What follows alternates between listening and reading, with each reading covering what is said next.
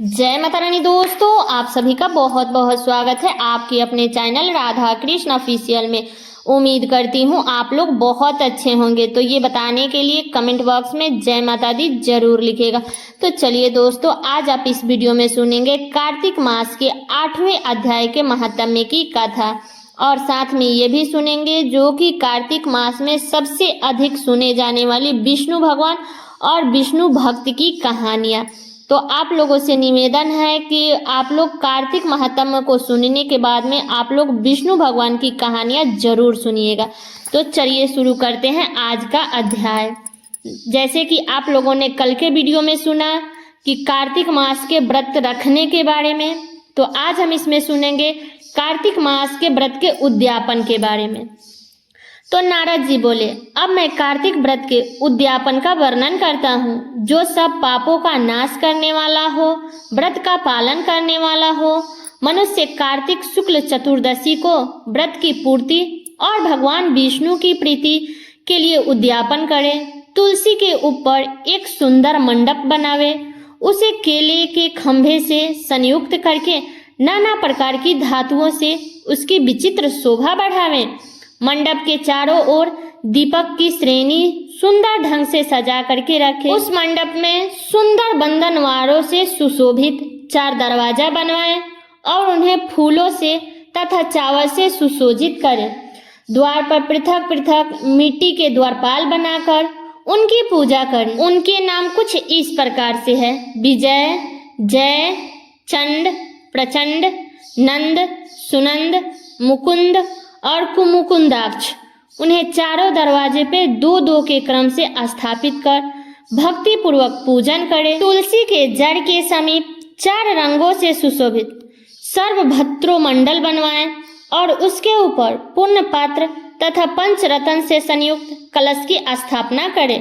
कलश के ऊपर शंख, चक्र, गदाधरी भगवान विष्णु का पूजन करें। भक्ति पूर्वक उस स्थिति में उपवास करें तथा रात्रि में गीत, कीर्तन आदि मंगलमय आयोजनों के साथ जागरण करें। जो भगवान विष्णु के लिए जागरण करते समय भक्ति पूर्वक भागवत संबंधित पदों का गान करते हैं, वो सैकड़ों जन्मों की पाप राशि से मुक्त हो जाते हैं। जो मनुष्य भगवान के नियमित जागरण करके रात्रि भर भगवान का कीर्तन करते हैं, उनको असंख्य गौदान का फल मिलता है। जो मनुष्य भगवान की मूर्ति के सामने नित्य गान करते हैं, उनके अनेक जन्मों के एकत्रित पाप नष्ट हो जाते हैं। जो भगवान के सम्मुख बैठकर कीर्तन करते हैं और बांसुरी आदि बजाकर भगवत भक्तों को प्रसन्न करते हैं तथा भक्ति से रात्रि भर जागरण करते हैं, उन्हें करोड़ों तीर्थ करने का फल मिलता है। इसके बाद पूर्णिमा के दिन एक सप्तऋक ब्राह्मण को निमंत्रण कर प्रातः काल स्नान और देवों की पूजन कर वेदी पर आगरी की स्थापना कर और भगवान के प्रीति के लिए तिल और खीर की आहुति दे। होम की शेष विधि पूर्वक करके भक्ति पूर्वक ब्राह्मणों का पूजन करे और उन्हें यथाशक्ति दक्षिणा दे।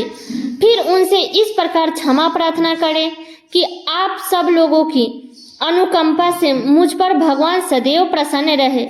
इस व्रत को करने से मेरे 7 जन्मों के किए हुए पाप नष्ट हो जाए और मेरी संतान चिरंजीवी हो।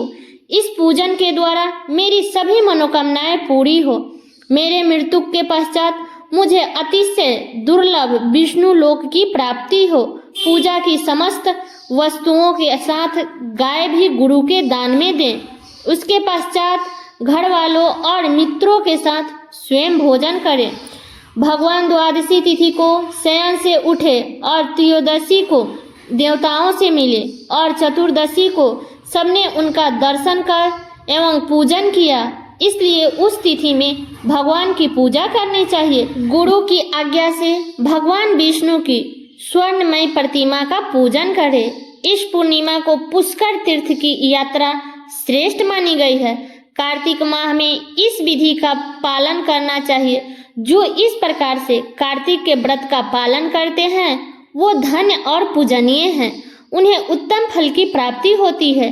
जो भगवान विष्णु की भक्ति से तत्पर होकर कार्तिक में व्रत का पालन करते हैं उनके शरीर में स्थित सभी पाप तत्काल नष्ट हो जाते हैं।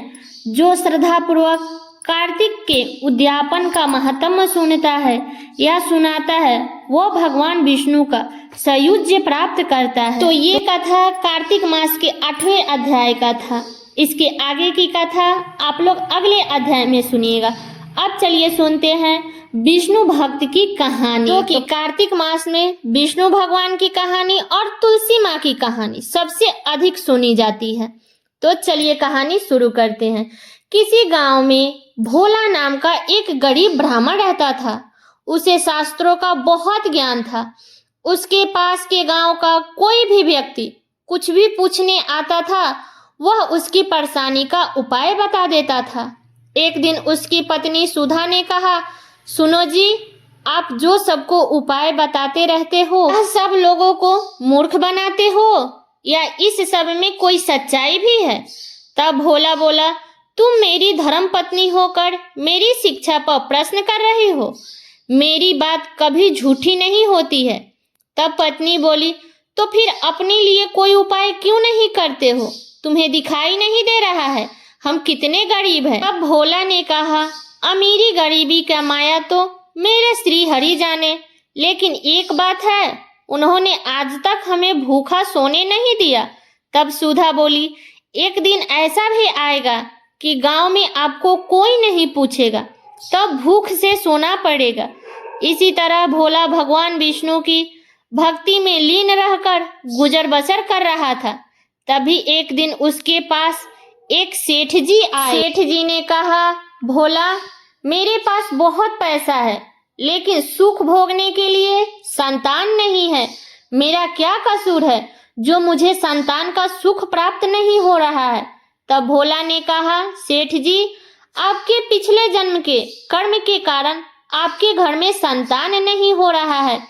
पिछले जन्म में आप एक शिकारी थे। आपने एक चिड़िया को मार दिया था। वह अपने बच्चे के लिए दाना लेने गए थे, जिससे उसके बच्चे भूख से तड़पकर मर गए थे। इसी कारण इस जन्म में आपको संतान का सुख नहीं मिल पाया है। तब सेठ जी बोले, पंडित जी, कोई तो उपाय होगा। तब भोला बोले, सेठ जी, जब आपके पाप कर्म समाप्त हो जाएंगे तो आपको यह सुख मिल सकता है। इसके लिए इंतजार करना होगा। अब सेठ जी बोले, मैं आपका घर धन से भर दूंगा, किंतु मेरे घर में संतान होने का उपाय बता दीजिए। यह सुनकर भोला को गुस्सा आ गया। उसने कहा, तुम मुझे धन से खरीदना चाहते हो तो चले जाओ यहाँ से। सेठ के जाने के बाद सुधा ने कहा, जब वह सेठ धन देने को तैयार था तो तुम्हें क्या हो गया था? उसे उल्टा सीधा कुछ भी उपाय बता देते। तब भोला ने कहा कि श्री हरि विष्णु का भक्त हूँ, झूठ बोलकर पाप की कमाई नहीं कर सकता हूँ। यदि तुम्हें मेरे साथ रहना है तो रहो, नहीं तो चली जाओ यहाँ से। यह सुनकर सुधा को बहुत गुस्सा आया, लेकिन वह कुछ नहीं बोली और वह चुपचाप अपने घर के कामों में लग गई।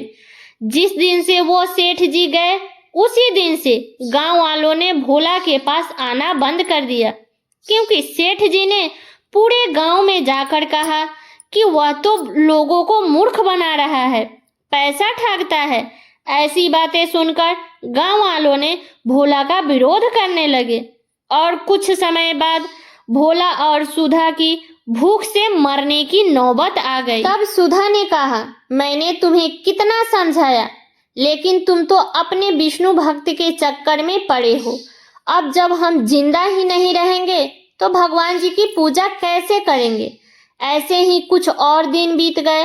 अब दोनों से उठा बैठा भी नहीं जा रहा था और वे दोनों अपने घर में लेटे हुए थे।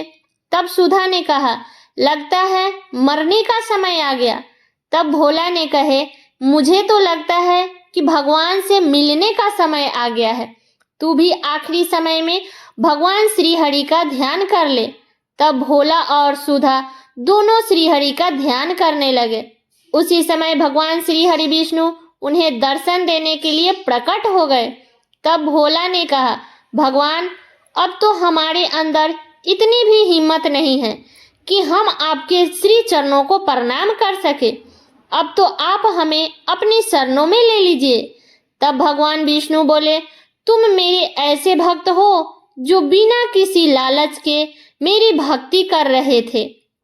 तुम्हें इसी संसार में रहकर धर्म की शिक्षा देनी है। तभी भगवान विष्णु की कृपा से भोला और सुधा दोनों पूर्ण रूप से ठीक हो जाते हैं और दोनों को भगवान विष्णु आशीर्वाद देते हैं। तब भगवान बोले, मेरी कृपा से तुम्हें अब कभी भी अन्न धन की कमी नहीं होगी और आज से तुम केवल मेरी भक्ति करोगे। ऐसा कहकर भगवान विष्णु अंतर्धान हो गए। तो हे श्री हरि विष्णु भगवान, जैसे आपने भोला की रक्षा की, भोला को भक्ति दिया, वैसे हम सबकी रक्षा करना और हम सबको भी भक्ति प्रदान करना। तो ये थी विष्णु भक्ति की कहानी। अगर आप लोगों को ये कहानी पसंद आया है तो कमेंट बॉक्स में जय श्री हरि विष्णु का जयकारा जरूर लगाइएगा। तो ये कथा मेरा यहीं तक का था। कैसा लगा ये कथा आप लोग कमेंट करके जरूर बताइएगा। चैनल पे नए आए हैं तो सब्सक्राइब कर लीजिएगा, बेल आइकन को प्रेस कर दीजिएगा, जिससे मेरे वीडियो का नए नोटिफिकेशन आप सभी के पास में सबसे पहले पहुंचे। और वीडियो को लाइक कर दीजिएगा, क्योंकि आपके एक लाइक से मुझे बहुत ही मोटिवेट मिलता है। तो वीडियो को लाइक कर दीजिएगा और वीडियो को शेयर कर दीजिएगा, ताकि हर कोई कार्तिक महात्म्य के 8वां अध्याय को सुन सके। तो चलिए दोस्तों, मिलती हूँ अगले वीडियो में किसी नए वीडियो के साथ में। तब तक के लिए नमस्कार।